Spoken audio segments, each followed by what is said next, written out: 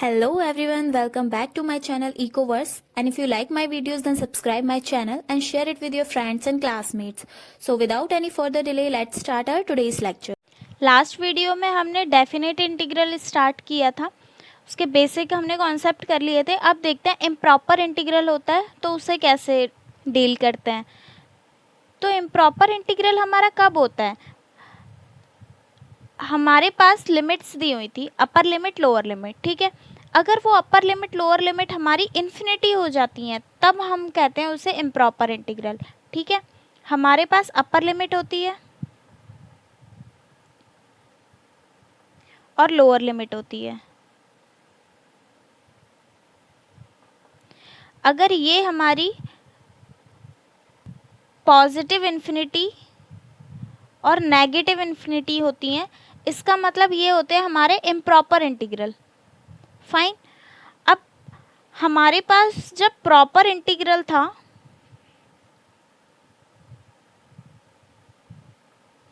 तो उसका हमेशा एक डिफाइंड आंसर आता है, ठीक है। लेकिन जो हमारे पास इम्प्रॉपर इंटीग्रल होता है इसका आंसर डिफाइंड भी आ सकता है और नॉट डिफाइंड भी आ सकता है। नॉट डिफाइंड से मेरा यहाँ पे मतलब है इन्फिनिटी की टर्म्स में, ठीक है। तो या तो मेरा आंसर इन्फिनिटी की टर्म्स या तो मेरा आंसर नॉर्मल आएगा या फिर वो इन्फिनिटी की टर्म्स में आएगा। अगर वो डिफाइन होता है यानी प्रॉपर सॉल्यूशन हमें मिल जाता है तो उसे हम बोलते हैं कन्वर्जेंट, यानी वो मेरा आंसर मतलब मेरा सॉल्यूशन कन्वर्ज हो रहा है, एक प्रॉपर आंसर निकल के आ रहा है, ठीक है। इक्विलिब्रियम की तरफ आ रही हूँ मैं। लेकिन अगर वो इन्फिनिटी की तरफ जा रहा है इसका मतलब मेरा इक्विलिब्रियम डाइवर्ज हो रहा है। इसको ऐसे समझो कि आपका जो इक्विलिब्रियम है वो अपनी जगह से हिल गया है, ठीक है, अनस्टेबल हो गया है। तो अगर वो वापस इक्विलिब्रियम पे आ पा रहा है इसका मतलब वो कन्वर्स कर रहा है। लेकिन अगर वो इक्विलिब्रियम से दूर जा रहा है, ठीक है, प्राइस में चेंज होने की वजह से वो और इक्विलिब्रियम से दूर जा रहा है, तो इसका मतलब वो डाइवर्स कर रहा है अपने इक्विलिब्रियम से, ठीक है। जैसे हमने देखा होगा कुछ चीज़ें होती है जिनका प्राइस इंक्रीज़ होता है तो धीरे धीरे उनकी डिमांड डिक्रीज़ होने लग जाती है। डिमांड डिक्रीज़ होती है तो वापस से उनका प्राइस कम हो जाता है, तो उसको हम बोलते हैं स्टेबल या फिर कन्वर्ज। वो वापस से अपने इक्विलिब्रियम पे कन्वर्ज हो गया। लेकिन कुछ चीज़ें ऐसी होती है कि जिसका प्राइस बढ़ता है और उसका प्राइस बढ़ता ही जाता है, उसका प्राइस कम ही नहीं होता। ये हम गोल्ड के केस में देख सकते हैं कि डिमांड कैसी भी हो हमारा उसका प्राइस बढ़ता ही जाता है, ठीक है। तो उस केस में हमारा इक्विलिब्रियम डाइवर्स कर रहा है, वो वापस उस प्राइस पे आ ही नहीं रहा है इक्विलिब्रियम वाले प्राइस पे, ठीक है। भले ही चाहे आपकी डिमांड उससे थोड़ी सी कम ही क्यों ना हो जाए, तो उसे हम बोलते हैं डाइवर्स। तो यहाँ पे इन्फिनिटी की तरफ जा रहा है इसका मतलब ये हो रहा है डाइवर्जेंट। ये है हमारा कन्वर्जेंट इक्विलिब्रियम, ये हमारा डाइवर्जेंट इक्विलिब्रियम। जब हमारा प्रॉपर इंटीग्रल होता है तो वहाँ पे हमेशा मेरा आंसर कन्वर्जेंट डिफाइंड ही होगा। लेकिन अगर हमारे पास इम्प्रॉपर इंटीग्रल होता है तो वहाँ से हमारा इन्फिनिटी की टर्म्स में भी आ सकता है जिसे हम डाइवर्जेंट बोलते हैं, और नॉन इन्फिनिटी की टर्म्स में भी आ सकता है, यानी हमें वहाँ से आंसर मिल सकता है, तो वो हमारा होता है कन्वर्जेंट इंटीग्रल। सो ये एग्जाम्पल आपकी बुक का ये एग्जाम्पल 12.34, इसमें हमें इवेल्युएट करना है। और अंदर हमें दिया हुआ है dx अपॉन में एक्स स्क्वायर। सबसे पहले ये देखो कि हमें कैसे पता चलेगा ये किस टाइप का इंटीग्रेशन फंक्शन है। तो पहली चीज़ कि हमें यहाँ पे लिमिट दी हुई है, इसका मतलब ये डेफिनेट इंटीग्रल है। दूसरी चीज़ की लिमिट जो दी हुई है वो भी हमें इन्फिनिटी की टर्म्स में दी हुई है, इसका मतलब इम्प्रॉपर इंटीग्रल है। फाइन। तो अब क्या करेंगे, इन्फिनिटी 1, ये हमारे पास dx अपॉन में एक्स स्क्वायर। सो अगर हमें इन्फिनिटी दी हुई है लिमिट, तो सबसे पहले हमें उसको कन्वर्ट करना पड़ेगा। तो उसके लिए हम लिखेंगे let b is equals to infinity, ठीक है।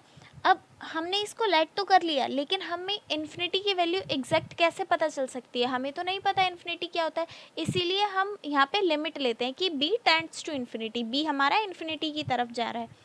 तो ये हो जाएगा हमारा limit b tends to infinity, यहाँ से आ गया 1 b, इन्फिनिटी की जगह आप b पुट कर देंगे क्योंकि यहाँ पे हमने लिमिट ले ली है b टेंड्स टू इन्फिनिटी, और अंदर हमारा आ जाएगा सेम dx अपॉन में एक्स स्क्वायर। फाइन। अब यहाँ से एक्स स्क्वायर को हम क्या करते हैं, न्यूमरेटर में ले जाते हैं, तो ये यहाँ से हमारा क्या बन जाता है, एक्स की पावर -2। तो ये हो जाएगा limit b tends to infinity 1b, और ये हो जाएगा हमारा x की पावर -2 dx। अब हमें क्या करना है, सिंपल इसका इंटीग्रेशन करना है। अगर इसका इंटीग्रेशन करेंगे तो क्या आएगा, लिमिट हमें साथ साथ लेके चलनी पड़ेगी जब तक कि हम इसे पुट ना कर दें। तो अगर इसका इंटीग्रेशन करेंगे तो क्या आएगा, -2 + 1 और नीचे -2 + 1, ये आ गया 1 और b। अगर इसे सॉल्व करेंगे तो ये हो जाएगा मेरा limit b tends to infinity x की पावर -1 और यहाँ पे -1। ये -1 को जो ये माइनस है इसे हम बाहर ले सकते हैं, इसे बाहर लेंगे तो ये क्या हो जाएगा, minus limit b tends to infinity, और अंदर क्या बचा मेरे पास, x की पावर -1, या हम इसको ऐसे भी लिख सकते हैं 1/x।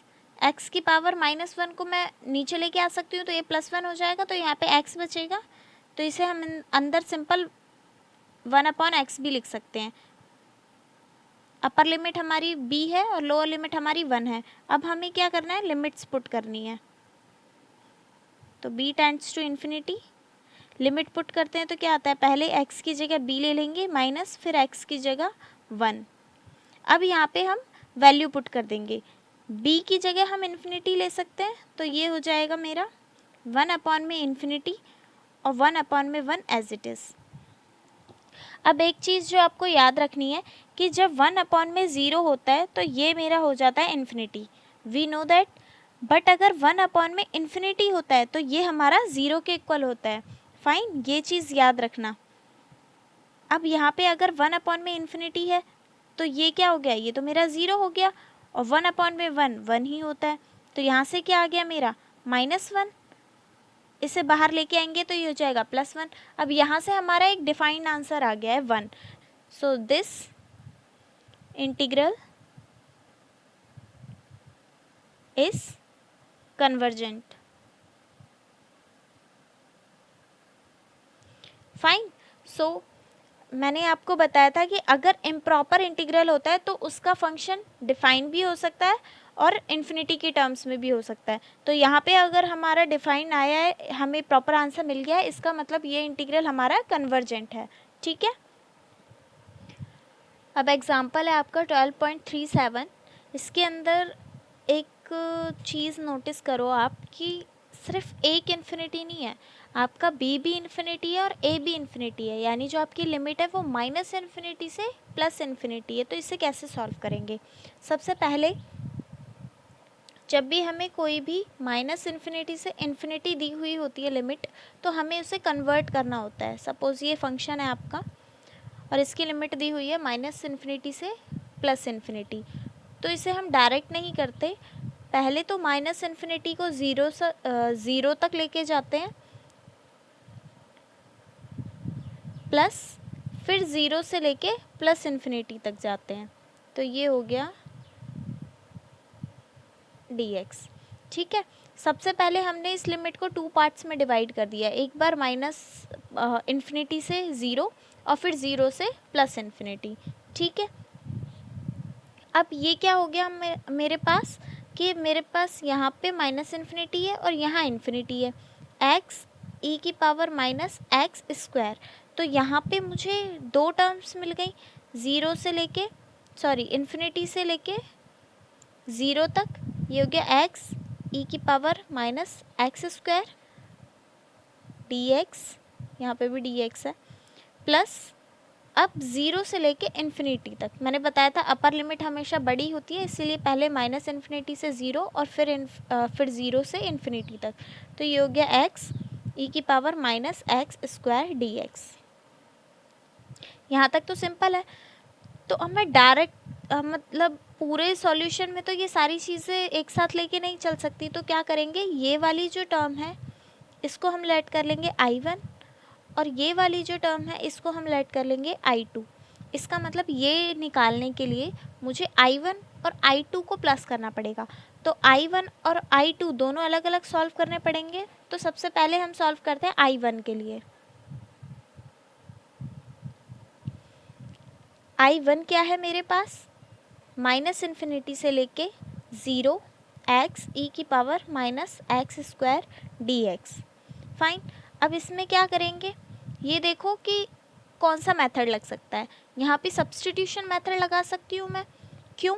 क्योंकि अगर मैं -x² को t के इक्वल पुट कर लेती हूँ और फिर उसका डिफ्रेंशिएशन करूँगी तो मुझे 2x की फॉर्म में मिल जाएगा, यानी सिंपल x निकल के आ जाएगा मेरा वहाँ से, और सिंपल x ही मुझे यहाँ पे अलग से दिया हुआ है।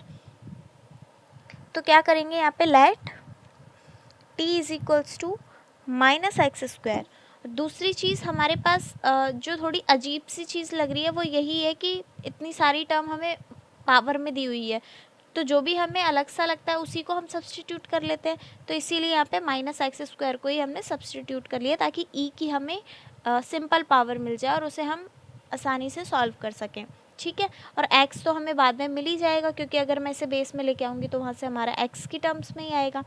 तो अब क्या करना है, इसको डिफ्रेंशिएट करना है विद रिस्पेक्ट टू x। अगर इसे x की टर्म में डिफ्रेंशिएट करेंगे तो क्या आएगा, dt अपॉन में dx। यहाँ से करेंगे तो -2x सिंपल। अब मुझे क्या चाहिए, यहाँ से x dx चाहिए। ठीक है, और यहाँ पे है -2x, तो इसको क्या करेंगे, क्रॉस मल्टीप्लाई करेंगे। ये हो गया dt, यहाँ से -2 को नीचे ले आऊँगी क्योंकि इसके अंदर मुझे कहीं भी 2 नहीं दिया हुआ, तो मुझे 2 की ज़रूरत भी नहीं है, तो इसीलिए हम 2 को dt के साथ ले आएंगे। और यहाँ पे क्या बचा मेरे पास, x dx। क्या किया है, क्रॉस मल्टीप्लाई किया है, -2 को यहाँ ले आई हूँ, dx को यहाँ पे ले आई हूँ, x dx की वैल्यू आ गई। और मुझे यहाँ से क्या चाहिए, x dx सिंपल। अब दिया क्या हुआ था, ये वाली टर्म दी हुई थी, तो इसमें वैल्यूज़ पुट कर दो। ये हो गए -∞ से 0, x as it is, e की पावर क्या है, -x²। लेट किसको किया था, -x² को, तो ये हो गया t dx as it is. अब देखो कि x dx की जगह क्या पुट कर सकते हैं, dt अपॉन में -t। तो यहाँ से क्या आ गया, -∞ 0, x dx की जगह क्या लिख लेंगे, dt अपॉन में -2। ठीक, ये क्या हो गया मेरा, -∞ 0 e की पावर t dt, और -2 को हम बाहर ले आएंगे क्योंकि कांस्टेंट है। अब ये जो मेरे पास टर्म है मुझे इसे सॉल्व करना है। अब इसे सॉल्व करने के लिए क्या करते हैं, जो इन्फिनिटी है उसे तो हमें नहीं पता कैसे सॉल्व करते हैं, तो उसको हम लेट कर लेते हैं। अब ये हमारे पास क्या होता था, a से लेके b तक ये लेते थे हम, लिमिट a से लेके b तक लेते थे। इसका मतलब -∞ से 0 है, तो इसको मैं a लेट कर सकती हूँ। a पुट करूँगी तो मुझे लिमिट लेनी पड़ेगी, तो ये क्या हो गया मेरे पास, 1/2 लिमिट, पहले यहाँ पे लिख देंगे let a is equals to -∞। ठीक है, और फिर यहाँ से a क्या है मेरा, टेंड्स टू -∞, और यहाँ पे क्या आ गया, a 0 a की पावर t dt। आप एक काम भी कर सकते हो कि ये जो है ना x e की पावर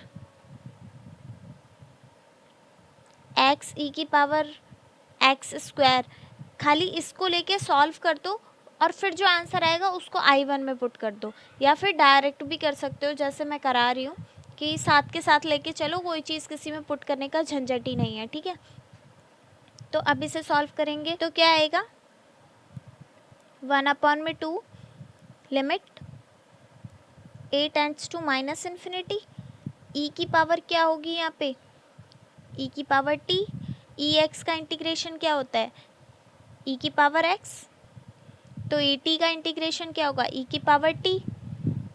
अब यहाँ पे लिमिट लगा दो a से लेके 0। ठीक है, अब इसे सॉल्व करेंगे तो क्या करना पड़ेगा, पहले 0 लो और उसमें से a वाली टर्म को माइनस कर दो। लेकिन उससे पहले हमारे पास यहाँ पे t नहीं है, हमने t लेट किया था, t की जगह क्या ले लेंगे अब, -x²। तो ये क्या हो जाएगा, half limit a tends to -∞, e की पावर क्या आ गया यहाँ पे, टी क्या लेट किया था, माइनस एक्स स्क्वायर, तो ये पावर आ गई माइनस एक्स स्क्वायर, और ये है 0 ए। अब हमें क्या करना है, अपर लिमिट पुट करनी है माइनस लोअर लिमिट पुट करनी है, तो वैल्यूज़ पुट कर देंगे। यहाँ पे हो गया minus half limit a tends to infinity, सबसे पहले ई 0 पुट कर देंगे, तो ये हो गया 0, 0 का स्क्वायर 0 ही रहता है, माइनस ई की पावर माइनस ए स्क्वायर। ठीक है, पहले 0 तो यहाँ पे लिख दिया 0, उसके बाद ए, तो यहाँ पे आ गया ए। यहाँ पे जो इन्फिनिटी है ये माइनस का है, साइन ठीक कर लेना। अब कुछ छोटे छोटे फॉर्मूले हैं जो आप याद रखोगे तो आपको इस वाले चैप्टर में बहुत हेल्प होगी। सबसे पहली चीज़ कि मैंने बताया था, अगर 1 में 0 होता है तो इन्फिनिटी होता है, राइट। अगर 1 में इन्फिनिटी होता है तो वो 0 के इक्वल होता है, ये भी हमें पता है। अगर किसी भी चीज़ की पावर 0 होती है तो वो 1 के इक्वल होता है, वी नो दैट। अगर हमारे पास माइनस इन्फिनिटी स्क्वायर है तो ये क्या हो जाएगा, इन्फिनिटी, क्योंकि इन्फिनिटी का स्क्वायर इन्फिनिटी, और यहाँ पे अंदर क्या है माइनस, ऊपर क्या आ रही है पावर, इवन नंबर है तो माइनस माइनस प्लस हो जाएगा। अगर यहाँ पे माइनस इन्फिनिटी स्क्वायर है तो ये क्या हो जाएगा, ब्रैकेट वाली टर्म तो इन्फिनिटी हो गई, यहाँ पे आ गया माइनस, तो ये क्या हो गया माइनस इन्फिनिटी, राइट।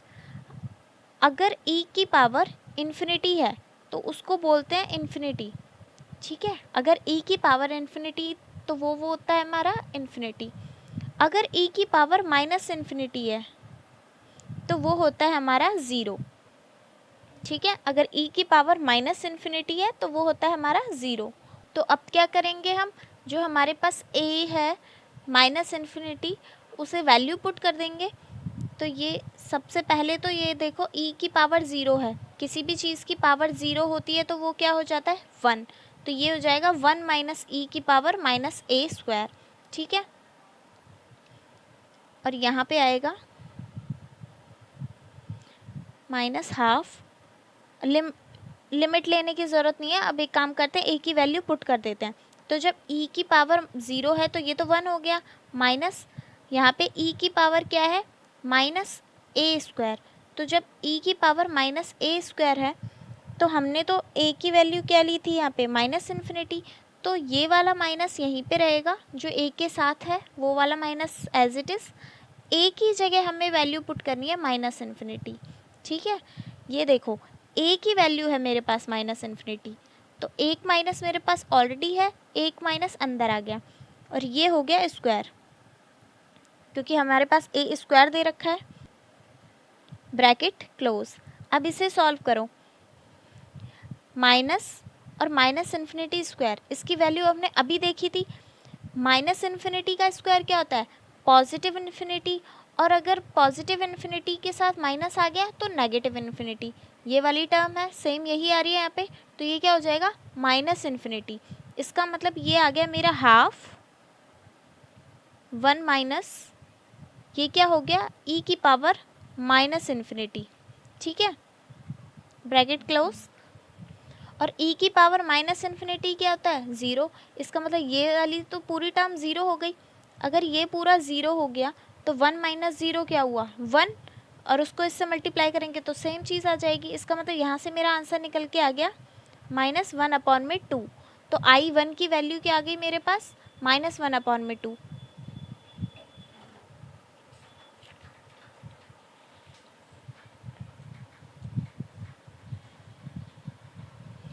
यहाँ से I1 की वैल्यू आ गई है हमारे पास -1/2। अब I2 के लिए सॉल्व करेंगे। I2 क्या था हमारे पास 0 से लेके इन्फिनिटी, माइनस इन्फिनिटी से लेके 0 तक सॉल्व कर चुके हैं जो कि I1 था। अब है 0 से लेके पॉजिटिव इन्फिनिटी जो कि हमारा I2 है, और ये है x e की power -x² dx। Fine.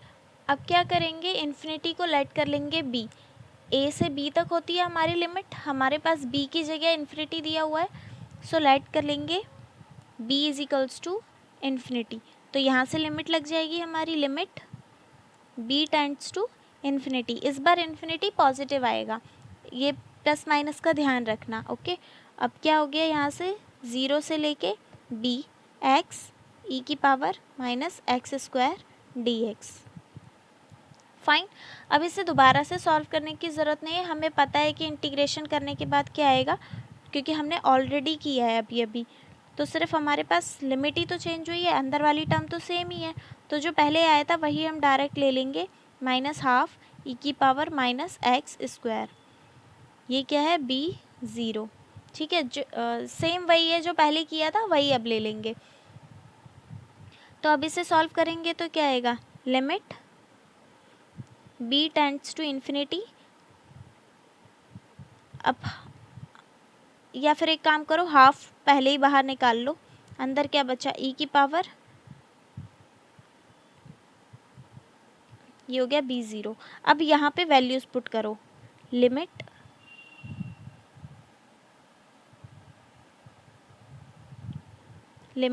b tends to infinity e as it is minus, एक बार x की जगह b पुट करेंगे तो ये हो जाएगा b स्क्वायर, और एक बार एक बार x की जगह 0 पुट करेंगे तो ये हो जाएगा -0। ठीक है, तो यहाँ से -1/2 limit b tends to infinity as it is.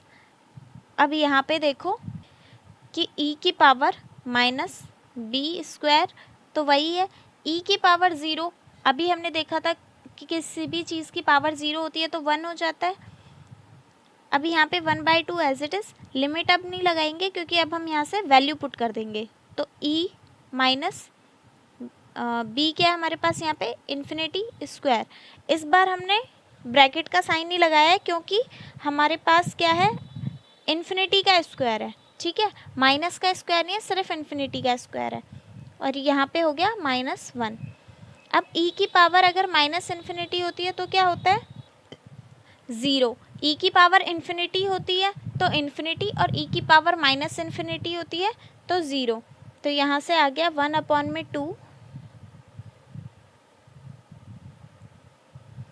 1/2 e की पावर माइनस इन्फिनिटी तो 0 हो गया, और 0 का स्क्वायर 0 ही होता है, तो ये आ गया e की पावर 0 -1।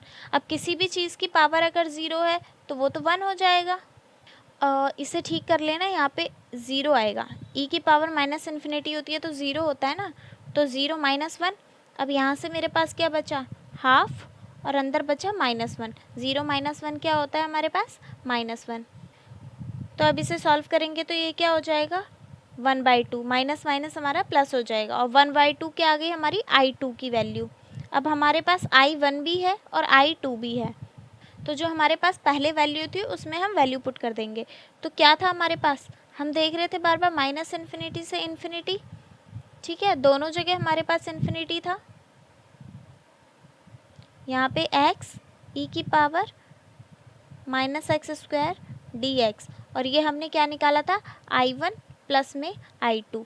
तो यहाँ पे हमारी I1 की वैल्यू आ गई है, वो है हमारी -1/2, और यहाँ से I2 की वैल्यू आ गई है, वो है हमारी +1/2। ये दोनों कैंसिल आउट हो जाएंगे, ये हो गया 0। ठीक है, अब 0 भी तो हमारे पास एक फाइनाइट नंबर है, इसका आंसर हमारा नॉट डिफाइन या इन्फिनिटी तो नहीं आ रहा है, तो इसका मतलब ये कन्वर्जेंट है। सो this integral is convergent. Fine, अब चेक इन प्रोग्रेस का थर्ड क्वेश्चन है, इसमें लिमिट दी हुई है 0 से 3 तक। सिंपल ही क्वेश्चन है, अगर हमें ये टर्म दी हुई है तो इसको हम 3 - x की पावर हाफ लिख सकते हैं। ठीक है, तो ये क्या हो गया मेरे पास, 0 to 3, ये हो गया 3 - x की पावर हाफ dx। तो अब ये जो है मेरे पास पावर, इसे मैं ऊपर लेके जाऊंगी तो माइनस में हो जाएगी, तो ये बन गया 3 - x की पावर हाफ dx। अब सिंपल इसका इंटीग्रेशन कर देंगे तो क्या हो जाएगा, 3 माइनस एक्स की पावर हाफ +1, और नीचे भी वही हो जाएगा हाफ +1। अब इस पूरे को बीच वाली टर्म को एक्स लेट किया था तो इसका दोबारा से डिफ्रेंशिएशन करेंगे तो वो क्या हो जाएगा, 0 - 1। तो यहाँ से क्या हो जाएगा -1। तो जो डिफ्रेंशिएशन करने के बाद आता है उसे क्या करते हैं, डिवाइड करते हैं। तो इस पूरे को -1 से, इस पूरी टर्म को -1 से डिवाइड कर देंगे और यहाँ पे मेरे पास आ गई है लिमिट 0 से 3 तक। ठीक है, कुछ भी नहीं किया है, सिंपल जो पावर थी उसमें +1 कर दिया और जो +1 करने के बाद ऊपर पावर आती है वही हम नीचे लिखते हैं। अब इस पूरी टर्म को अगर हमने एक्स लेट किया है तो इसका भी तो डिफ्रेंशिएशन करेंगे। 3 का डिफ्रेंशिएशन 0, -x का डिफ्रेंशिएशन -1, तो वो -1 मेरा बाहर आ गया। उसको हमें क्या करना है, इस वाली टर्म के साथ डिवाइड कर देना है। अब इसे सॉल्व करेंगे तो क्या आएगा, 3 - x -हाफ +1 क्या होता है, +हाफ, तो ये हो गया हाफ। यहाँ से भी हाफ आ गया। अब यहाँ जो माइनस बचा हुआ था उसको मैं यहाँ लिख सकती हूँ, -1 जो है वो एज इट इज़, या फिर उसको चाहे तो बाहर निकाल सकते हैं। सो अगर उसे बाहर ले लेंगे तो ये बचा 3 और 0। अब यहाँ पे देखो नीचे मेरे पास क्या है, 1/2।